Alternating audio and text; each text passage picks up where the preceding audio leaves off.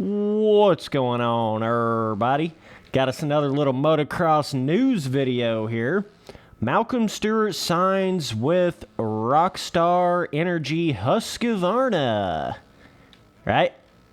Kind of a little bit of a... I didn't really expect that to happen. I thought he was just choosing to not race outdoors, but he was still going to be on the Star Yamaha. That's kind of what I was thinking, but... Definitely got a little shake up here.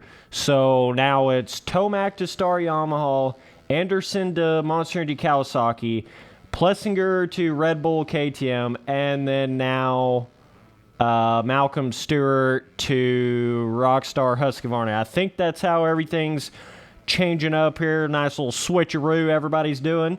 And it'll be pretty interesting next year in Supercross, no doubt about it. I thought that Star Yamaha was definitely on its A game for Malcolm Stewart and Aaron Plessinger. If I would have been either one of them, I'd have done everything I could to stay on that bike. Because there's just no doubt about it. It made an entirely different Aaron Plessinger. And even Malcolm Stewart was doing really good on it there at the beginning before he got hurt again. Like both of them boys was having... basically breakout rides in the 450 class, I would say, on the Star Yamaha. And Plessinger couldn't get it done on that other Yamaha, and Webb couldn't get it done on that other Yamaha, so they certainly had something going good for them on the Star Yamaha in the 450 class right away. Like, it didn't take any time at all. But I do think that Malcolm Stewart will still be okay on the Rockstar Husqvarna. I think should still work good enough, you know what I'm saying? Should work good enough for him to at least show what he's got, but I don't know if he'll be better on the Rockstar Husqvarna than he would have been on that Star Yamaha. That Star Yamaha is just getting better and better, and it's only going to get better and better. Now that I look back at all this, I think the smartest person that changed teams out of all this is Eli Tomac. And I know that may sound crazy, but because a year ago I thought it would be insane. Why is Tomac leaving Kawasaki? Like, obviously he's done this good on the Monster Energy Kawasaki, but the interesting thing that happens with these manufacturers and these different bikes is they just undoubtedly go through their golden years and then through their terrible years, right? You've seen it happen with all these different bikes. Like, Yamaha sucked ass in the 450 class. I remember from quite a while there, it seemed like, kind of after Stewart was doing really good on the Yamaha, and then he tried to get back on the Yamaha with the JGR team. That's right around when the Yamahas are just not doing all that great, right? Suzuki doesn't even have a full-blown factory team right now, but like you would say, Suzuki's kind of in their slump right now, right? And Yamaha is having some of the best years it's ever had in the 250 and 450 class right now. It's just undoubtable. Like, and I just feel like the Yamahas are just outdoing Kawasaki right now in every way. Star Yamaha is, that is. They're outdoing them in Supercross. They're outdoing them in Motocross. They're outdoing them in the 250 class. They're now outdoing them in the 450 class. I feel like with Dylan Ferrandis, it really showed a lot of potential with the Star Yamaha in the 450 class, going out there and winning the 450 outdoor title in his first year on a 450 in outdoors against a healthy Ken Roczen, a healthy Tomac, at least, what us motocross riders would consider healthy, not what the normal folk would consider healthy. Motocross riders are always hurt to some extent, certainly at that level. But yeah, so let me not get too far off topic. My point was, though, is like, you can be dominating on a certain team for a certain amount of years, but as soon as that pendulum swings to a different manufacturer, like, good luck, bro. Like when Dungey first got on KTM, dude, you could have been the fastest rider ever, and it still wasn't really going to matter. You weren't going to compete with Villapoto on that Kawasaki.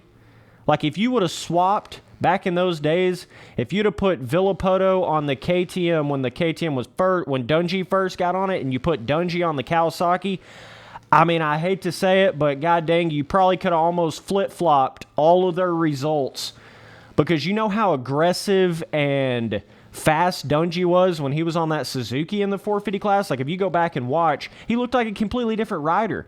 And when he got on the KTM, he looked stiff. He looked very timid, like scared, and wouldn't pass people quick enough. That was the only time I've ever seen Dungey actually, like, stuff Villapoto in a corner and pass him and go win the race. Was I think it was Millville when Dungey was still on the Suzuki and Villapoto was on the Kawasaki. I can't remember even what year that was, but he stuffed him right before the Catapult. And I was like, god dang, dude. I went back and watched that the other day. I was like, man, Dungey was a completely different rider on that Suzuki. So, like, yeah, even though the rider is a lot of it, the manufacturer and how, like, how the handling of the bike I feel like does actually make a really big difference in the outcome of how good the rider's going to do. There's just so many moving parts to it.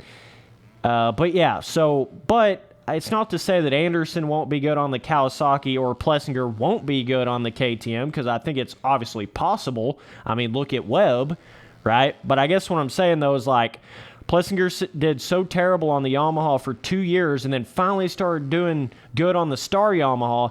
You don't want to change something when you're finally starting to do good on it, I guess is what I'm getting at when I don't understand, like, Plessinger trying to change. And then when you're doing really good on something, I mean, that's when you want to stay there.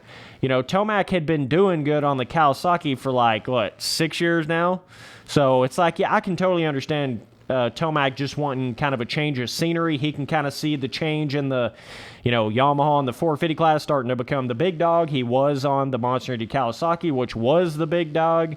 So he's kind of reading it before it happens, But with Malcolm Stewart, I mean, he's got all the potential in the world, man. I mean, he really does. It's kind of crazy how he's not gotten better results in the 450 class. Obviously, he went through all that bullshit where nobody actually gave him a ride in the 450 class.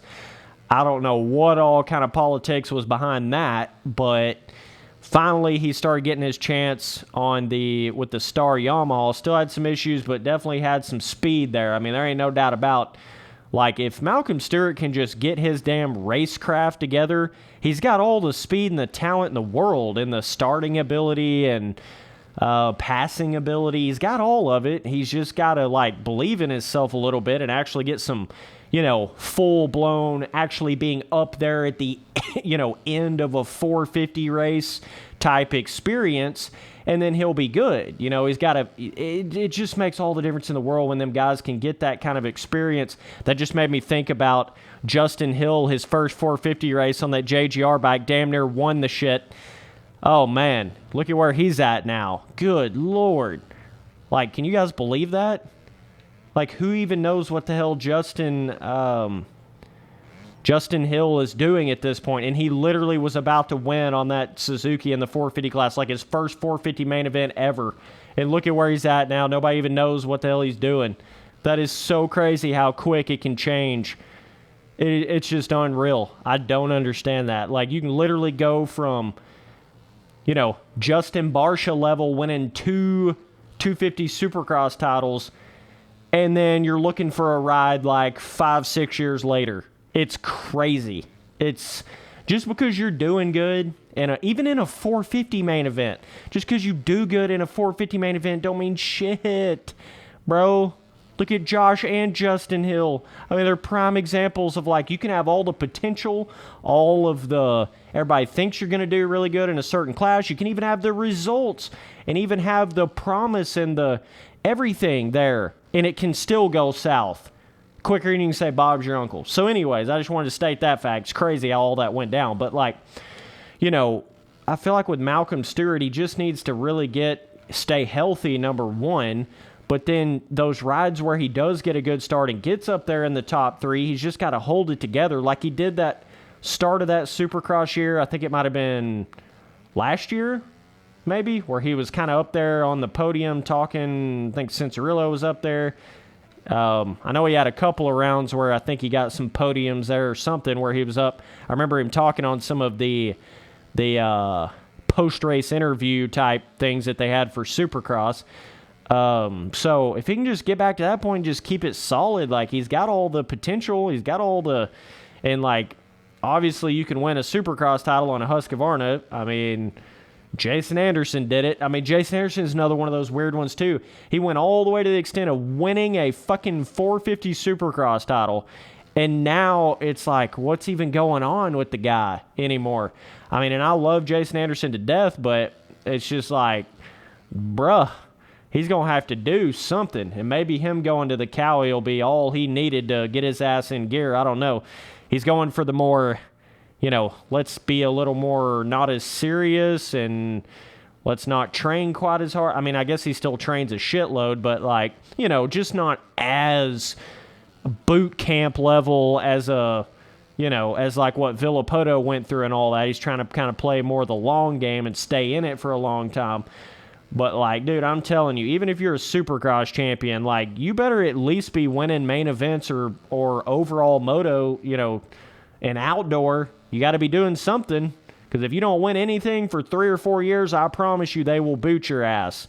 If you don't at least have some wins in a year, in 3 or 4 years, it don't even matter if you have a title. Dude, they will boot your ass. So, but, yeah, either way, definitely let me know down in the comments what you guys think about Malcolm Stewart going to Rockstar Energy Husqvarna. So he'll be on there with, are they still going to keep Wilson on there? See, that's another one. It's like, I just like Wilson, Bogle, all these boys. I just don't understand their career paths. Like, I get it. I'm not in their shoes, but it's just like, I don't understand how these guys are even still on a team. I really don't. I don't understand how Dean Wilson is still on a full-blown factory team. It's not to say I don't want to see him on one, because I do. I'm not like a Dean Wilson hater or anything. I just don't understand with his results how he's still there. And I don't understand how Bogle is even on the team that he's on with the results that he has. Man, Bogle's another weird situation. Wins 250 Supercross title. Basically invented leg swag. I thought he was going to be like, next James Stewart level type. James Stewart kind of invented the scrub. Justin Bogle kind of brought the whole leg swag vibe. I thought he's going to really take it somewhere. And man, it is just such a big gap between the guys that can do really good in the 250 class and then the guys that can do really good in the 450 class. It is such a big gap, it's not even funny. I mean, that's almost like talking about the gap between somebody that can do good at Loretta Lynn's and somebody that can actually do good in the 250 class. It's just unbelievable. I mean, it is unbelievable. And there's guys that can do good for like a race in the 450 class or have one good race in the 450 class, but to be like a Tomac or to be like a Roxon in the 450 class, man, that's another level. That is another level. It really, or Webb, to really be at that level where you're winning titles and winning races every single year, not a lot of guys can do it. I mean, it's definitely a testament to them guys that can do it, because there's so many of them that were so good before they got to that 450 class, and they just couldn't pull it off. They just couldn't do it. I think a lot of it is the bike. I think a lot of it is the certain program they're on, the certain team that they're on. Hence Cooper Webb going to a different team and then all of a sudden being amazing. It can definitely work in your favor going to a different team for sure, depending on what you're on at that current point. But, yeah, we'll see what Malcolm can do on it. He's a big old beefy boy on that bike. So I think the Husqvarna should suit him pretty good. I think the Yamaha still, though, I still think he would have done better on that Star Yamaha in 2022. So I think he signed for 2022 and 2023. I think that's what I read for Rockstar. So like a 2-year deal there, which is pretty typical. But yeah, so I think that's kind of the vibe they got going there with that program. They still have Osborne, I guess, there on the Husqvarna, so he's like their main rider at this point. And yeah, it's cool to see another team giving Malcolm Stewart an opportunity here. He's got to make it count now. Now there's no more excuses. You had your chance with Star Yamaha. Now you got your chance with a completely different, full-blown factory team. you know, so no more excuses now. If Malcolm Stewart can't do it now in these next couple years, it pretty much is what it is. Might as well hang the hat up. I mean, it really is getting to that point with Malcolm Stewart because he's starting to get up there in age now. You know, everybody thought he was going to be right there competing with James Stewart when James Stewart was still racing. Now James Stewart's been retired for like, what, 5, 6 years? So it's really getting to that crunch time for Malcolm Stewart for sure. I'd say it's like do or die time for him, really. Because it's just, yeah, they can keep on racing to the Chad Reed type level, but you even saw it with Chad Reed. Like, it was just a slow decline. He kept trying to believe, and he still did a lot of amazing things at a really, really older age for motocross.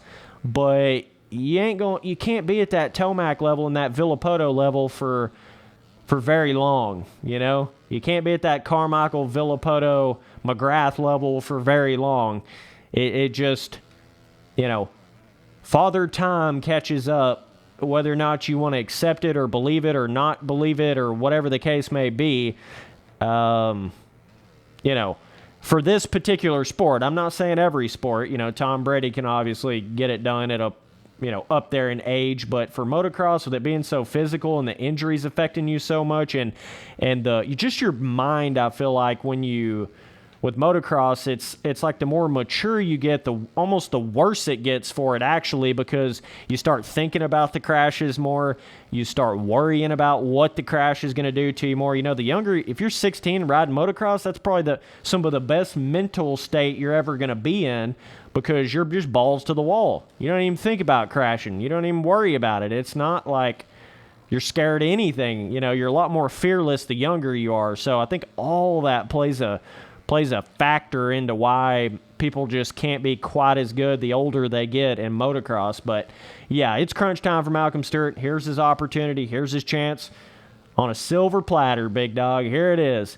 You got to make it happen, man. I think Malcolm Stewart at least needs to get a win this next year. That needs to be his goal. He needs to win a main event next year. And he's got it, dude. He's got it in him. You can see it. He's got the whoop speed, kind of like his brother. He's big, but he bulldogs that bike, man. I mean, he makes it go. So I feel like the Yamaha definitely fits the bigger riders better. You know, Plessinger's a little bigger. Stewart's a little bigger. So, I mean, I definitely think Yamaha's fitting them guys real good, but yeah, they've kind of chose different paths, so we'll see how that goes for them. But either way, man, appreciate you guys watching all the videos. Later, dudes.